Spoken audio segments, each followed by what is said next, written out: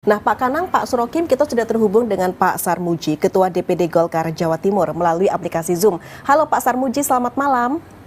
Malam, Mbak. Ya, Malam. dengan Tika di sini, sudah ada Pak Kanang, sudah ada Pak Surokim di studio JTV, Pak Sarmuji. Baik, Pak Sarmuji, terima kasih sudah berkenan untuk menyempatkan bersama Jatim Gaspol pada malam hari ini melalui aplikasi Zoom. Pak Sarmuji, bagaimana tanggapan Anda? Ini Bu Khofifah kan naga-naganya itu digadang menjadi cawapres, sementara Golkar sendiri merupakan partai pengusung Ibu Khofifah menjadi Gubernur Jawa Timur ketika itu. Bagaimana tanggapan Pak Sarmuji? Ya, memang Bu Khofifah masuk radar utama ya di Pak Prabowo sebagai cawapres. Memang sampai sekarang per hari ini masih ada 4 nama yang menjadi unggulan cawapres Pak Prabowo. Satu ya saya sebut pertama kali Pak Erlangga Hartarto, kedua Mas Gibran, ketiga Bu Khofifah, keempat Pak Erick Thohir. Jadi Bu Khofifah layak memang diperhitungkan karena memang Jawa Timur itu pemilih terbesar kedua dan kelekatan masyarakat Jawa Timur terhadap Nahdien itu memang begitu kental. Kita semua tahu jaringan muslimat itu sebenarnya jaringan diam, jaringan yang kalau dipencet saklarnya baru dia bergerak. Itulah sebenarnya yang diperhitungkan melebihi faktor-faktor elektabilitas hari ini. Jadi taruhlah Bu Khofifah hari ini sebagai cawapres itu sering di Jawa Timur termasuk unggulan, ada Pak Erick Thohir, ada Bu Khofifah. Secara nasional mungkin peringkatnya lebih bawah lagi. Tetapi yang diperhitungkan bukan hanya faktor elektabilitas berdasarkan survei, tetapi jaringan muslimat yang merupakan jaringan diam, yang kalau nanti dipencet saklarnya itu baru bergerak, itu yang lebih diperhitungkan buat capres-capres sekarang ini. Kami juga sangat serius, bahkan kemarin ada pertemuan Pak Erlangga dengan Bu Khofifah, kira-kira berbicara tentang Pilpres juga, membangun kesepahaman, tapi ujung dari semua kesepahaman itu adalah bagaimana calon presiden kami yang sudah kami usung, kami dukung, itu bisa menang dalam kontestasi Pilpres 2024 yang akan datang. Oke, baik Pak Sarmuji. Khofifah bisa saja menjadi cawapres atau dinominasikan di tempat lain, misalkan menjadi ketua tim sukses dari Pak Prabowo Subianto. Bisa saja, kita nggak ada yang tahu. Karena detik-detik perkembangan politik pencawapresan ini sedemikian menarik. Oke, dinamis ya Pak Sarmuji. Baik pemirsa, kita jeda sejenak. Usai pariwara berikut Jatim Gaspol, gagasan politik Jawa Timur akan kembali hadir untuk menjumpai Anda.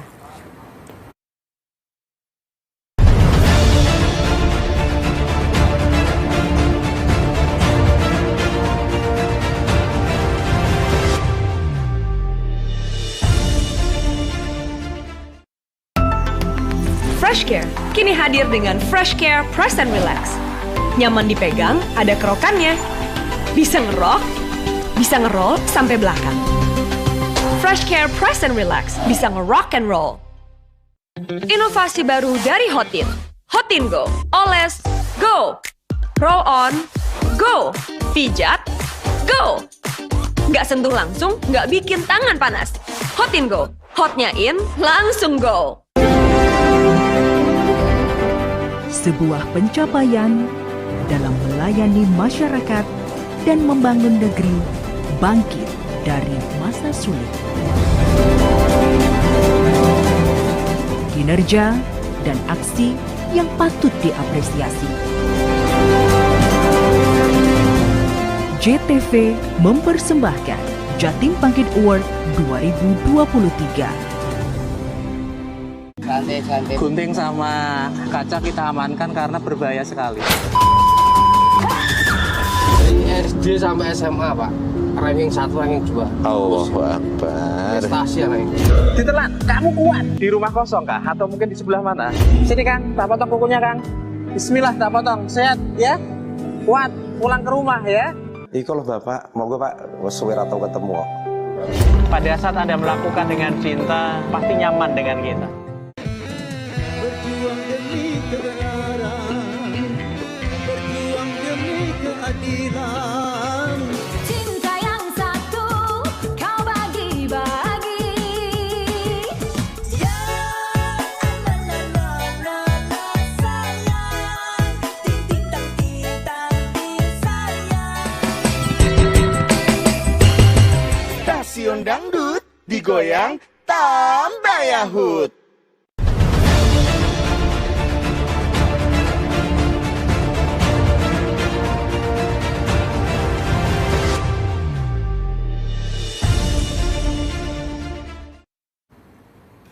Ya, pemirsa, Jatim Gaspol, gagasan politik Jawa Timur yang dapat Anda saksikan hanya di JTV saluran Pemilu Serentak 2024. Kembali hadir ke hadapan Anda.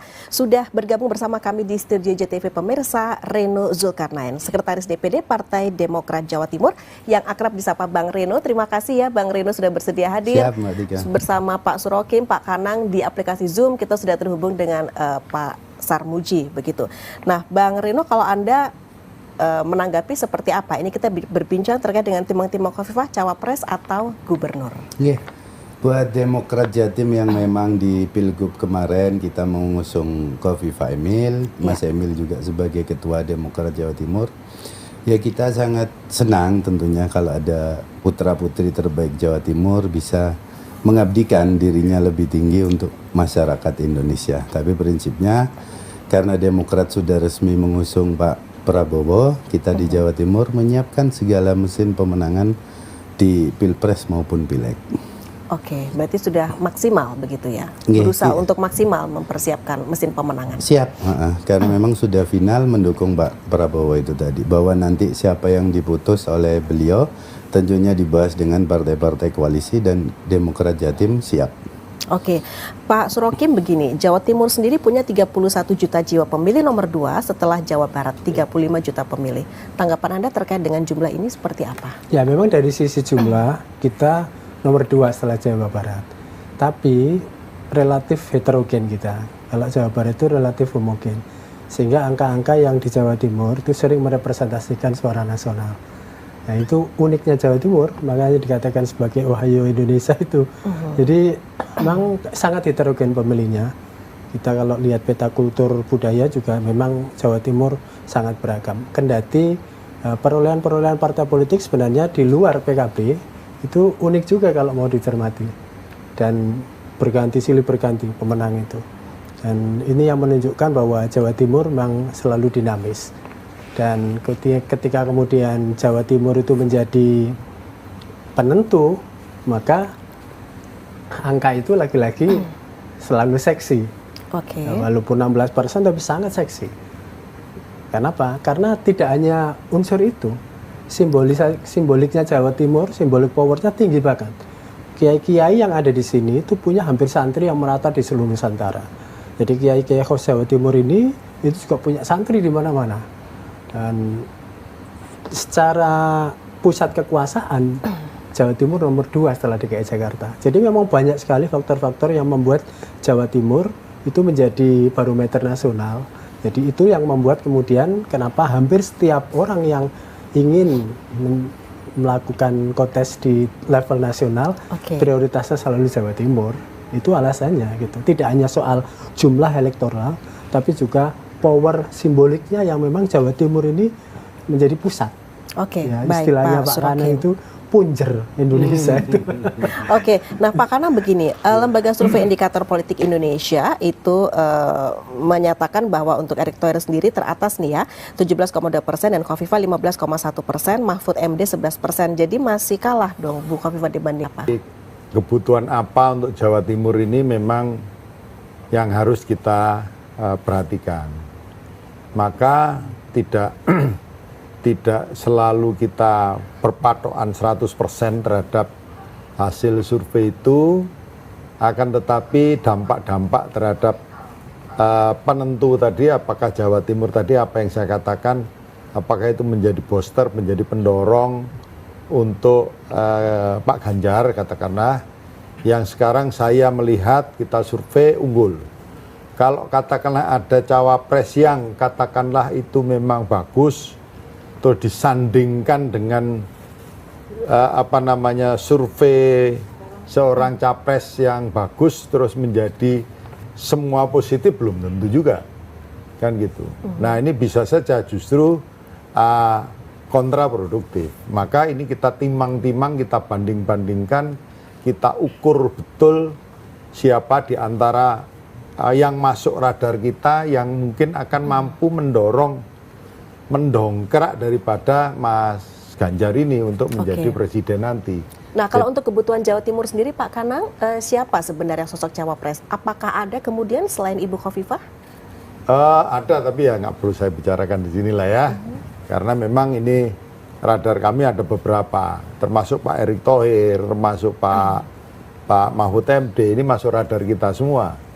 Tapi terus apa ya, kita akan lakukan survei lagi. Kalau kita disandingkan dengan ini, disandingkan ini apa? Elektoralnya menjadi positif apa justru negatif? Itu yang harus kita lihat gitu ya. Secara nasional juga kita hitung.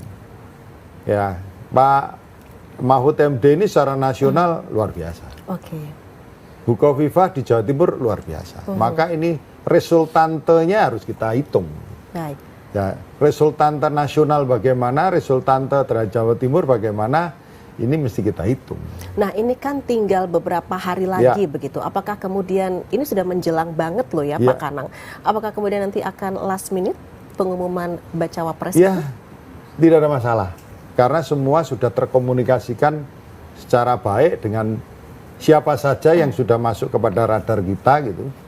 Tinggal tekan tombol saja, saya kira aman. Karena mulai itu tanggal 19 ya, 19 sampai tanggal 26 kalau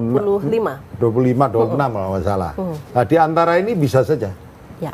Oke, itu kira-kira. Di antara itu bisa saja bisa ya? saja. Oke, berarti benar-benar surprise kejutan surprise kejutan. Karena itu kita timang-timang betul, kita hitung betul. Baik, pemirsa tetaplah bersama kami usai jeda berikut. Jatim Gaspol Gagasan Politik Jawa Timur akan kembali hadir ke hadapan Anda.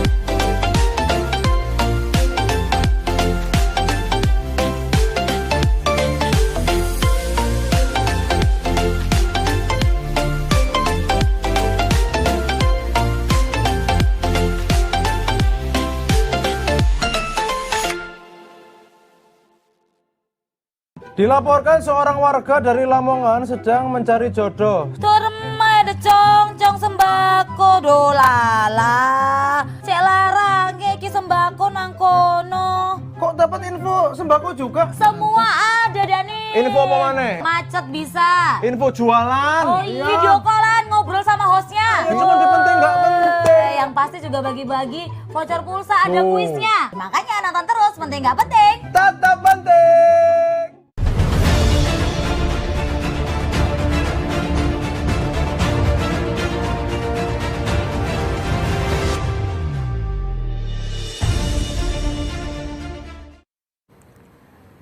Saat ini pemirsa Anda tengah menyaksikan program Jatim Gaspol, Gagasan Politik Jawa Timur yang dapat Anda saksikan hanya di JTV saluran Pemilu Serentak 2024.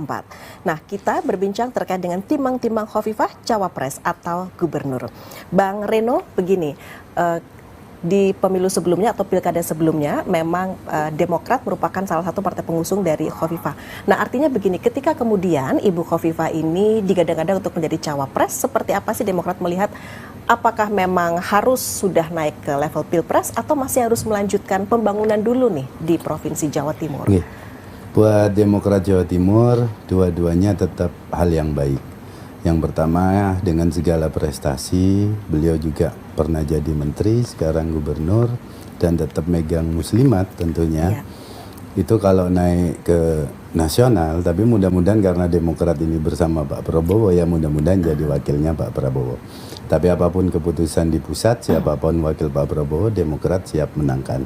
Kalaupun tidak, bagi kami Khofifah Emil bagus juga untuk tetap memimpin Jatim 2 periode.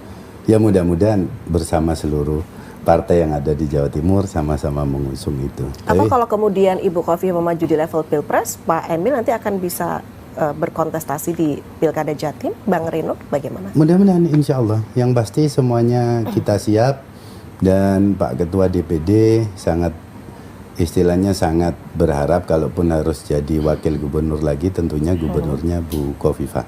Kalau kemudian Ibu Khofifah maju menjadi cawapres, tentunya itu sangat menguntungkan Demokrat Jatim. Panggilan alam Mbak Tika. Jadi mau tidak mau Mas Emil harus siap untuk menjadi calon gubernur Jawa Timur. Oke, kalau dari Demokrat sendiri ini Bang Reno seperti apa sih kemudian sosok cawapres untuk di Provinsi Jawa Timur sendiri begitu dengan karakteristik khas dari Provinsi Jawa Timur? Iya, harapannya kalau sebagai sekretaris partai tentu kita tunduklah dengan keputusan DPP yang sudah final. Tapi sebagai masyarakat Jawa Timur kita menilai memang Bu Khofifah sudah layak untuk menjadi wapres. Tapi khusus untuk Bu Khofifah kalau bisa naik alhamdulillah, kalau enggak Demokrat tetap siap untuk 2 periode lanjutkan Khofifah Emil lagi. Oke, baik. Pak Surokim, sebenarnya kalau kita bicara mengenai pengerekan suara dari cawapres ini, berapa persen sebenarnya berpengaruhnya? Ya sejauh ini kalau dari berbagai survei, pertimbangan utama di Pilpres itu tetap calon presiden. Itu di berbagai survei 75-80. Jadi relatif sebenarnya kontribusi wapres itu ya kisarannya 20%. Tapi kalau posisi incumbent tidak ikut, itu akan jadi signifikan. Kalau jarak antar kandidat capres elektabilitasnya itu tipis-tipis, posisi wapres akan sangat menentukan. Baik. Dan biasanya dalam posisi seperti itu, ya pertimbangan elektoral selalu penting. Tapi sekali lagi kandidasi ini ada di partai politik dan koalisi. Jadi nanti pasti akan ada kepentingan-kepentingan yang dikompromikan di sana. Memang tidak selalu mudah karena pertimbangannya tidak murni elektoral, tapi juga ada kepentingan-kepentingan yang harus diakomodir ya. Koalisi, Oke, baik. Kita ke Pak Sarmuji. Pak Sarmuji, bagaimana kemudian Anda menyikapi begitu ya dengan adanya Lembaga Survei Indikator Politik Indonesia, Erick Thohir teratas, disusul dengan Ibu Khofifah dan juga Bapak Mahfud MD.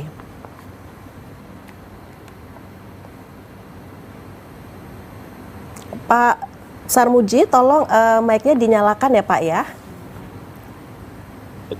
Oke, silahkan Pak Sarmuji. Ya, sebenarnya survei-survei itu nggak terlalu mengejutkan ya. Misalkan Pak Erick Thohir di Jawa Timur juga memiliki elektabilitas yang tinggi, karena memang secara nasional publikasi media mainstream itu memang masih sangat banyak ditentukan oleh media mainstream Jakarta, dan Pak Erick Thohir juga memiliki publikasi yang maksimal. Bu Khofifah sebagai gubernur juga tentu memiliki publikasi yang cukup kuat.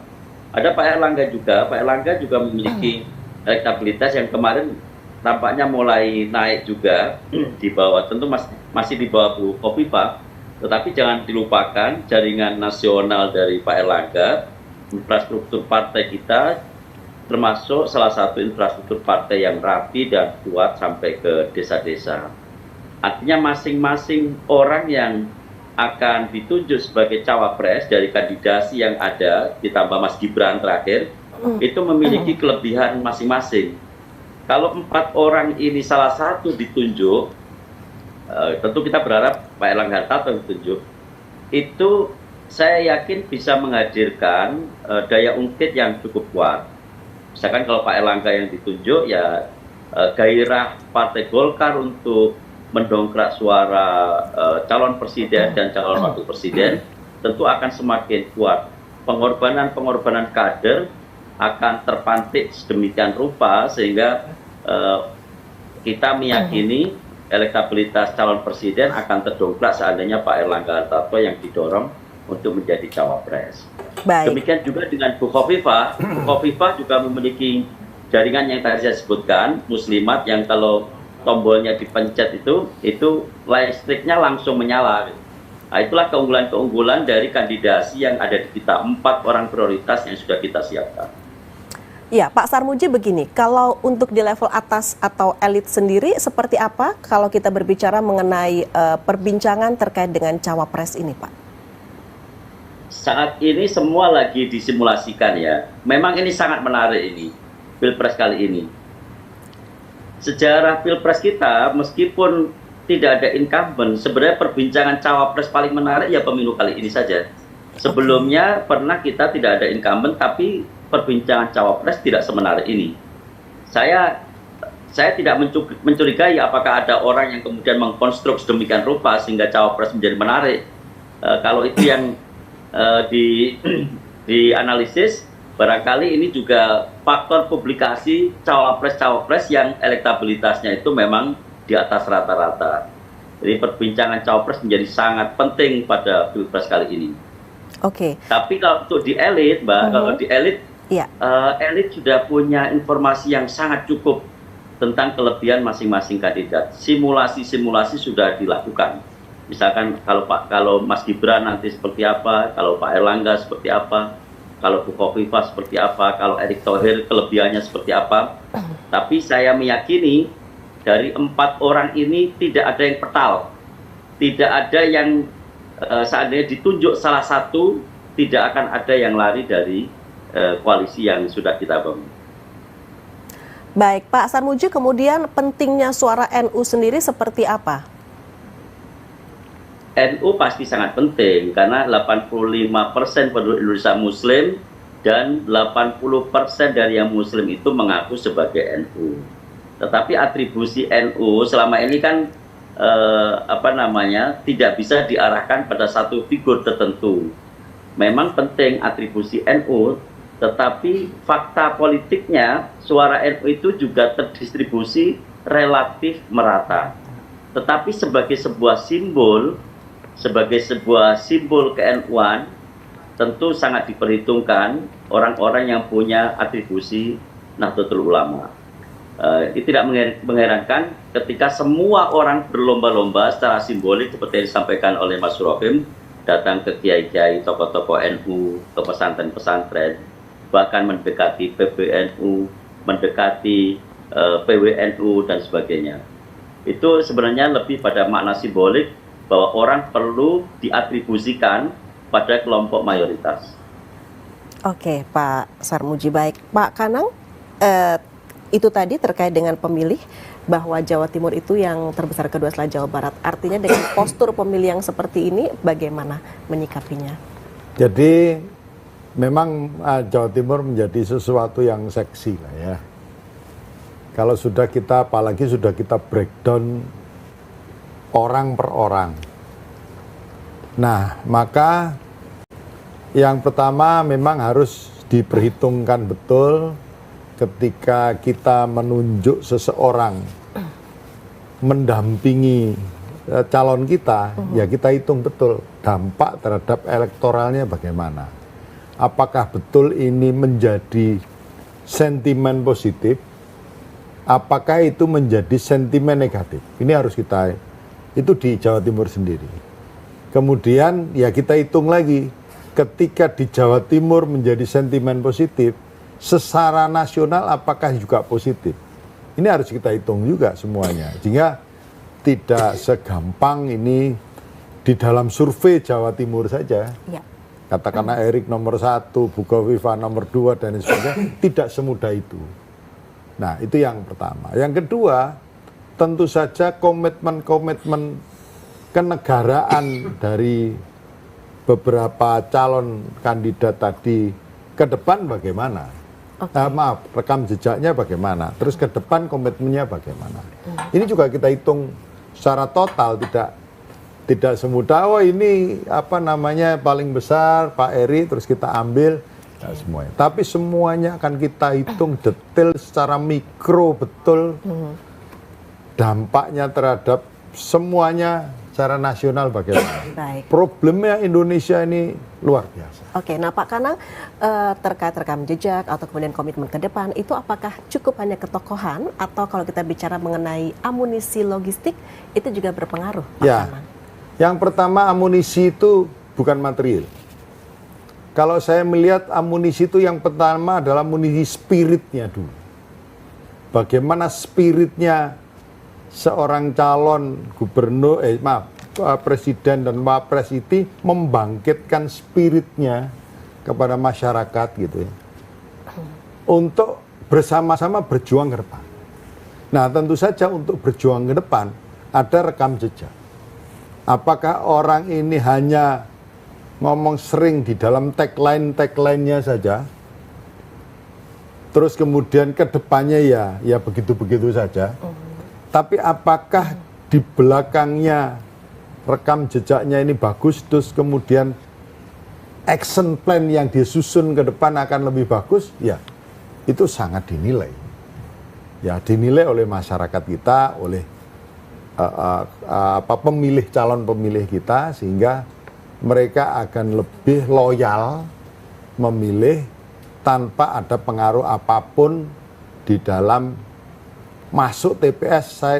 Itu sudah ada mindsetnya, apa yang saya mau pilih, Indonesia mau dibawa kemana, itu kira-kira.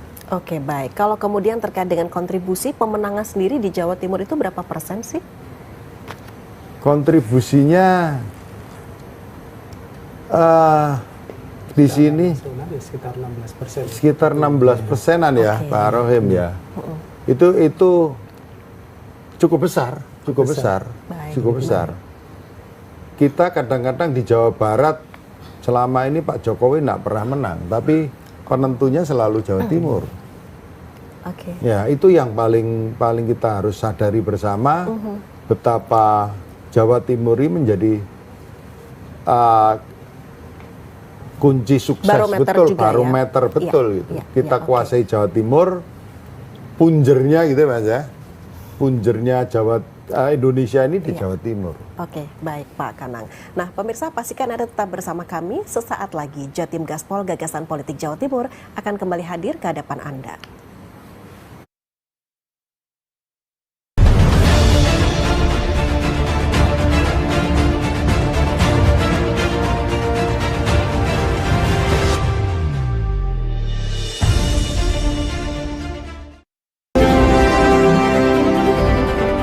Sebuah pencapaian dalam melayani masyarakat dan membangun negeri bangkit dari masa sulit. Kinerja dan aksi yang patut diapresiasi. JTV mempersembahkan Jatim Bangkit Award 2023. Gunting sama kaca kita amankan karena berbahaya sekali.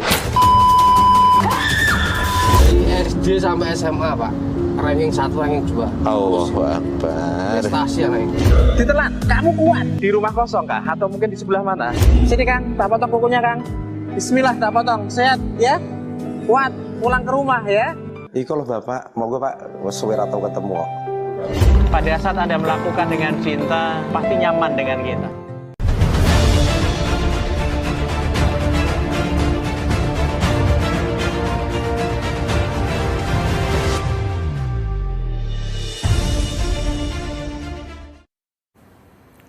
Terima kasih pemirsa, Anda setia untuk menyaksikan program Jatim Gaspol Gagasan Politik Jawa Timur yang dapat Anda saksikan hanya di JTV saluran Pemilu Serentak 2024. Nah, Bang Reno begini, ini kan ada beberapa nama bacawa pres begitu ya dari Lembaga Survei Indikator Politik Indonesia, ada Ibu Khofifah, ada Erick Thohir dan juga Pak Mahfud MD dan yang lain-lain begitu. Seperti apa tanggapan Bang Reno?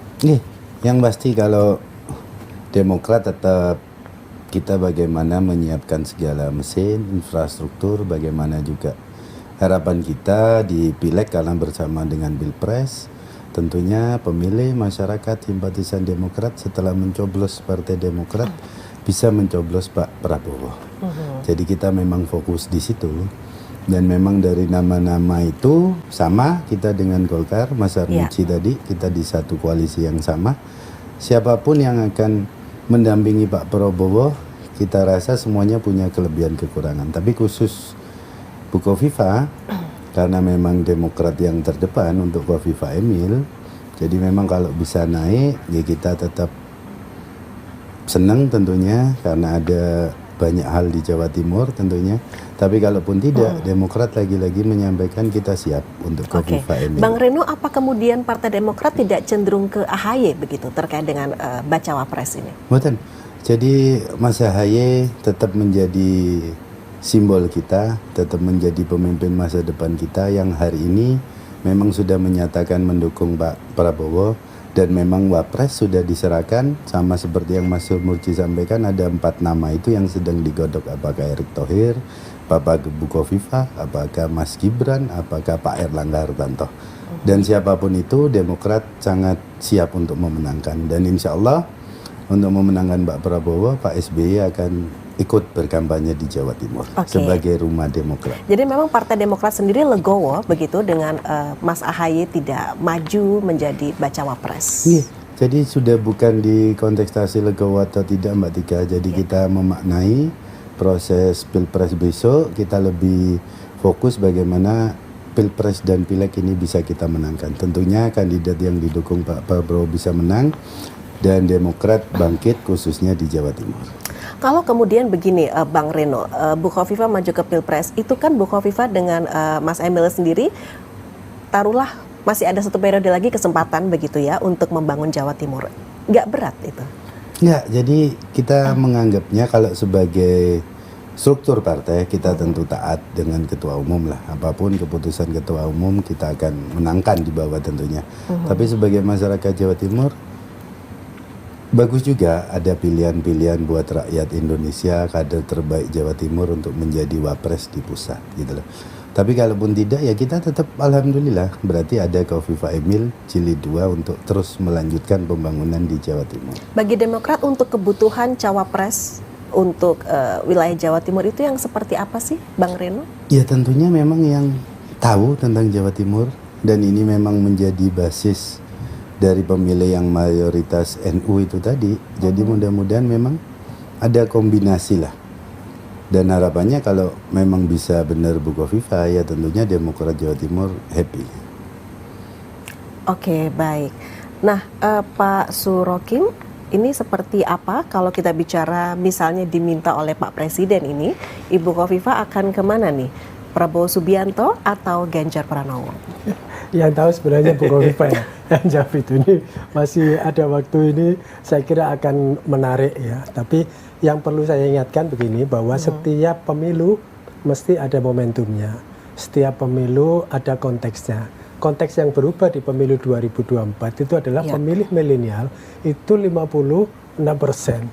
Dan mereka menjadi pemilih-pemilih yang relatif dalam tanda kutip susah untuk loyal. Sehingga perkembangan pemilih rasionalnya ini akan semakin meninggi.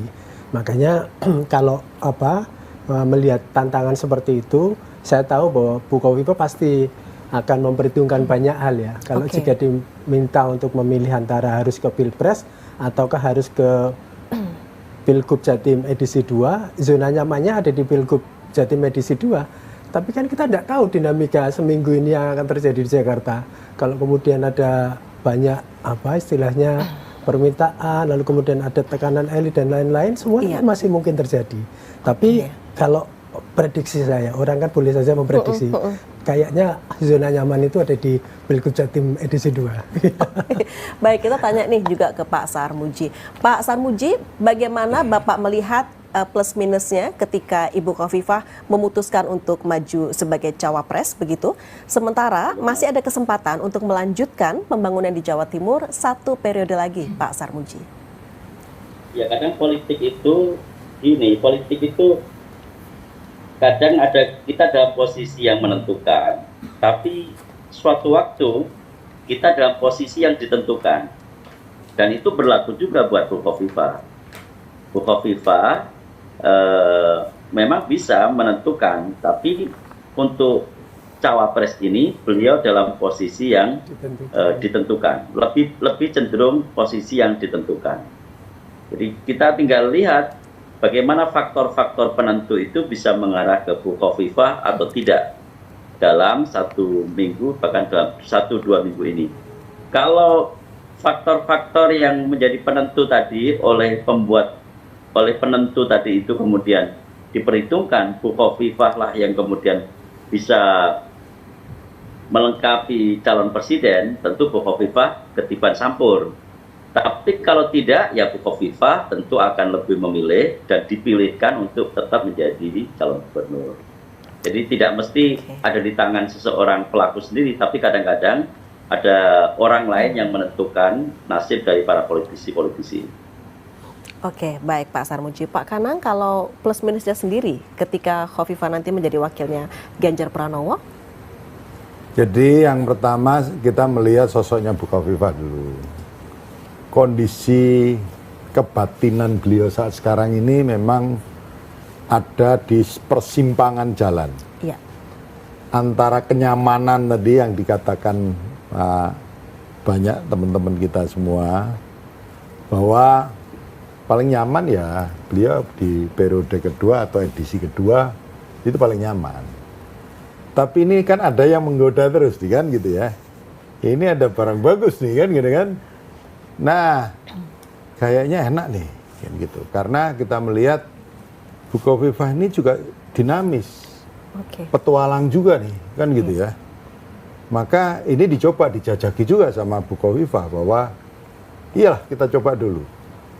Nah, itu dari sisi Bu Khofifah sendiri. Dari sisi kita, tentu saja Bu Khofifah harapannya adalah andai kata Pak Ganjar dengan Bu Khofifah ada community yang loyal tadi, itu bisa dipastikan di bawah kendalinya Bu Khofifah. Sehingga ini akan membantu minimal mempertebal. Karena survei kita bahwa muslimat ini juga sebagian besar memilih Mas Ganjar. Kalau ini muslimatnya juga dimasukkan di dalam satu kesatuan presiden maupun wakil presiden sebagai calon, ini akan mempertebal. Nah, tentu saja ada yang di luar pemilihnya Mas Ganjar yang tidak, yang di muslimat ini pasti akan masuk lagi, akan mempertebal lagi. Baik. Jadi segi positifnya begitu kira-kira. Oke, Pak Kanang. Ini ada pemirsa yang bergabung, sudah banyak yang bergabung, tapi harus kami filter. Khofifah beralasan masih menunggu restu Kiai dan Jokowi. Pilkada Jatim akan semakin sengit jika Khofifah maju cawapres. Bagaimana PDIP dan Golkar mencalonkan jagonya di Pilgub? Pak Kanang dulu, PDIP seperti apa? Jadi ini kita kaitkan ya, kita kaitkan Pak Jokowi dan Khofifah gitu ya kira-kira ya. Ya itu memang sesuatu yang wajar lah. Saya ya sedikit mengerti bagaimana Bu Khofifah masuk Jawa Timur ketika dalam posisi menjadi menteri, menjadi pembantunya presiden, bagaimana restu yang didapat itu sendiri. Nah, dari situ memang tidak pernah putus hubungan batin maupun hubungan kerja kinerja dengan presiden ini. Baik. Sehingga ini menjadi suatu hal yang mengikat batinnya mereka, Bu Khofifah dan. Nah, tentu saja cawapres ini masih dinamisnya luar biasa. Termasuk apa yang nanti dibicarakan tentang gugatan MK dan lain sebagainya. Nah, kalau ada gantungan cantelan tadi kepada Jokowi, ya tentu saja ini juga menjadi cantolan juga keputusan MK itu, kira-kira begitu. Baik. Iya, kira-kira gitu. Pak Kanang, jadi masih harus ada beberapa proses yang harus dilalui ya. Jadi beberapa hal ya. Baik, Pak Kanang. Pak Sarmuji, bagaimana tanggapan Pak Sarmuji sendiri terkait dengan Khofifah beralasan masih menunggu restu Kiai dan Jokowi, Pilkada Jatim akan semakin sengit jika Khofifah maju cawapres. Bagaimana PDIP dan Golkar mencalonkan jagonya di Pilgub? Untuk Golkar sendiri seperti apa Pak Sarmuji? Ya, satu yang tadi belum kita bicarakan atau luput dari pembicaraan, sebenarnya ada peran para spiritualis yang bisa jadi bisikannya itu maut juga, Mbak. Jadinya terhadap calon-calon wakil presiden itu.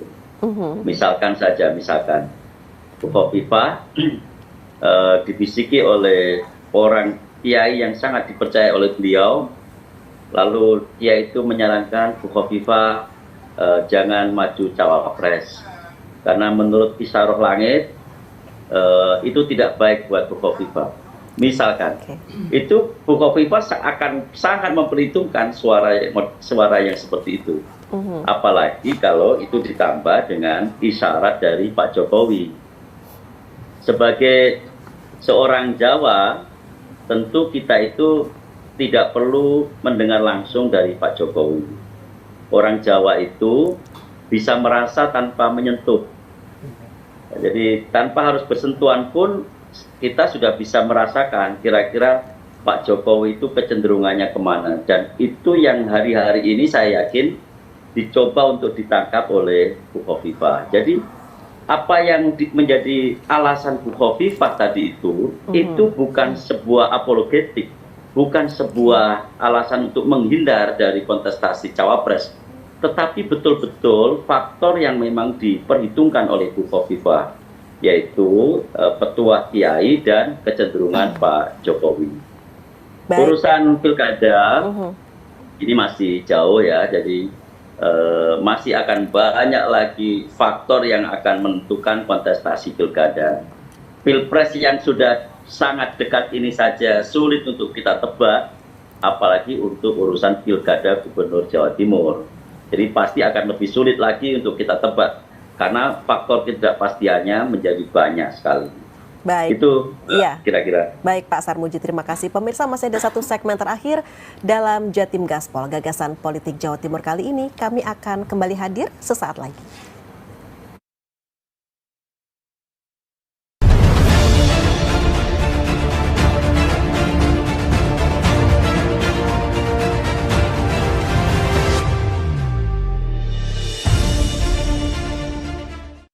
Perwakilan FIFA melakukan sidak ke Stadion Gelora Bung Tomo, Surabaya, Senin siang. Kemunculan gundukan aspal yang terkesan akan meletus itu terjadi sejak Jumat kemarin. Puluhan warga yang tidak sabar berdesak-desakan berebut gunungan hasil bumi. Sejak 2 hari ini, beberapa agen bahkan pangkalan tabung LPG kehabisan stok. 2 ekor kerbau yang dipasangkan berlari kencang dengan kendali 1 orang sebagai joki. 30 varietas anggur. Sebagian besar anggur yang dibudidayakan adalah dari luar negeri.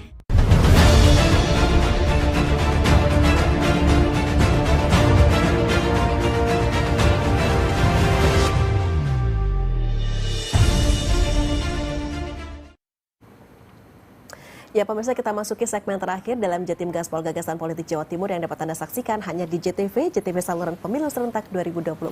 Bang Rino, bagaimana Anda melihat tadi dengan ketika misalnya Pilkada Jatim akan semakin sengit jika Khofifah maju cawapres, begitu untuk calon sendiri di Pilkada Jatim buat Demokrat Jatim, alhamdulillah kita punya kader terbaik tentunya, Ketua Demokrat Jawa Timur yang juga sekarang Wakil Gubernur, Mas Emil Dardak.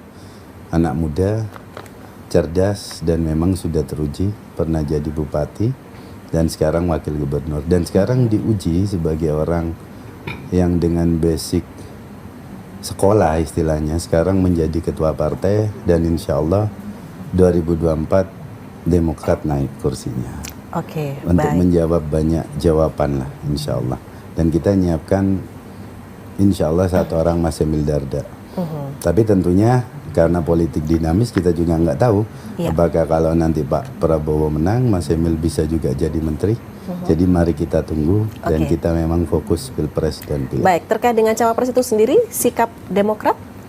Kalau kita di Demokrat Jatim sama hasil ngobrol, siapapun nanti yang akan diputuskan, Pak Prabowo tentunya dengan para ketua umum partai koalisi, kita siap memenangkan. Oke, baik Bang Reno. Pak Surokim, tanggapannya seperti apa? Jadi ini memang di kandidasi itu kan ada 2 kamar ya. Yang kandidasi pencalonan ini itu partai dan gabungan partai politik. Nah, yang kedua ini nanti pemilu langsung 14 Februari itu, di mana daulat voters akan menentukan. Tapi dua-duanya tidak bisa saling meniadakan.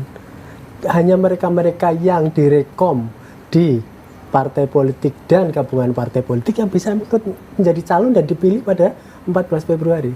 Karena itu saya selalu mengatakan bahwa faktor mereka yang bisa diterima di partai politik, gabungan partai politik, dan mereka yang kuat secara voters ada kecenderungan kuat untuk dipilih. Dan itu yang membuat kemudian situasi tidak mudah karena kompleks. Perilaku memilih, kian waktu, kian pemilu tidak tambah berkurang, tapi tambah kompleks situasinya. Untuk kansnya Ibu Khofifah sendiri, Pak Surokim? Tetap terbuka, karena kan kita masih menunggu ini waktu seminggu 2 minggu ini. Apa yang terjadi dalam dinamika di koalisi partai dan partai ini saya tidak mengerti. Kita hanya membaca dari jauh. Tetapi feeling saya, beliau tetap akan jadi prioritas di 2 kandidat yang belum menentukan ini. Tapi keputusan akhir tentu kita kembalikan ke partai politik dan gabungan partai politik yang akan mengusung. Tapi feeling saya, Bu Khofifah itu punya relasi yang baik hampir dengan semua elit Jakarta. Rasa-rasanya sepertinya beliau akan bingung kalau maju Pilpres. Jadi zona amannya Pilkada Jatim. Oke, baik Pak Surokim. Pak Sarmuji, ya silakan Pak Sarmuji, artinya apa kemudian yang ingin disampaikan atau terkait dengan timbang-timbang Khofifah Cawapres atau Gubernur? Ya, pertama Bu Khofifah memang bisa menyiapkan diri untuk menjadi cawapres di dua belah pihak ya, baik di Pak Ganjar maupun di Pak Prabowo. Tetapi saya meyakini faktor isyarat langit para kiai dan isyarat kekuasaan Pak Jokowi itu akan menjadi sesuatu yang diperhitungkan. Baik. Kalau terhadap Pak Jokowi, sebenarnya ada juga pepatah Arab yang mungkin cocok. Dan itu saya yakin juga dipertimbangkan oleh Bu Khofifah. Kata pepatah Arab itu, orang merdeka itu digerakkan oleh isyarat. Seorang budak digerakkan oleh cambuk. Jadi itu akan sangat diperhitungkan oleh Bu Khofifah. Dia pasti akan lebih memilih isyarat politik dari para penentu kekuasaan yang dianggap berpengaruh sekali terhadap karir politik beliau, baik selama menjadi gubernur maupun karir politik yang akan datang. Oke, baik. Iya, Pak Sarmuji, terima kasih juga sudah bergabung melalui aplikasi Zoom dalam Jatim Gaspol pada malam hari ini. Pak Kanang, silakan pada kesempatan ini, apa kemudian yang mau disampaikan terkait dengan timbang-timbang Khofifah, Cawapres atau Gubernur? Ya, kalau menurut saya semuanya ada 2 hal ketergantungannya. Tergantungan daripada hatinya Bu Khofifah mau kemana, ini berkarir politik, berkarir di pemerintahan ini. Yang kedua tentu saja partai-partai ini punya perhitungan-perhitungan. Ya. Nah kalau dua-duanya bisa nyambung, apa yang kita sampaikan tadi bahwa Bu Khofifah memang di semua lini baik, ya di semua lini baik, bisa diterima dimanapun gitu ya. Di semua koalisi ini bagus. Ya, maka harapan kita tentu saja dari PD Perjuangan, dari Mas Ganjar tentu saja, apapun keputusannya Bu Khofifah, ya tidak jauh dari kita lah, kira-kira begitu. Ya. Oke, baik ya. Pak Budi Sulistiono Kanang, terima kasih. Bapak Surokim Abdul Salam, terima kasih. Bang Rino Zulkarnain, terima kasih. Pemirsa, sampai di sini kebersamaan kita dalam program Jatim Gaspol, gagasan politik Jawa Timur yang dapat Anda saksikan hanya di JTV saluran pemilu serentak 2024. Terima kasih pemirsa atas kebersamaan Anda bersama kami selama hampir 1 jam ini. Saya Mustika Ratna, selamat malam, sampai jumpa.